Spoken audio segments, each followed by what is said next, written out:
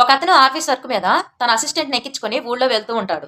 కొంచెం దూరం వెళ్ళేసరికి, "ఏంటయ్యా నీ భార్య కూడా ఉద్యోగం చేస్తుందంట. నువ్వేంటి ఇంట్లో అంట్లు తోముతావా?" అని మాట్లాడతారు. ఇంకొంచెం దూరం వెళ్ళిన తర్వాత, "అబ్బో! మీ భార్య కూడా ఆఫీస్‌కొస్తుందట కదా! ఇంకేముంది నీ కొమ్ములిరిచినట్టే" అన్నట్టు మాట్లాడతారు. ఇంకొంచెం దూరం వెళ్ళిన తర్వాత, "మీ భార్య సొమ్ముతో బతకటానికి నీకు సిగ్గుండాలి కదా!" అని ఇంకొకళ్ళు మాట్లాడతారంట. సరే ఇలా ఎంతమంది మాట్లాడినా కూడా చిరునవ్వుతోనే ఉంటాడు ఈ వ్యక్తి. ఇదంతా చూస్తున్న వెనక కూర్చున్న అసిస్టెంట్ ఇలా అడుగుతాడు ఉండబట్టలేక.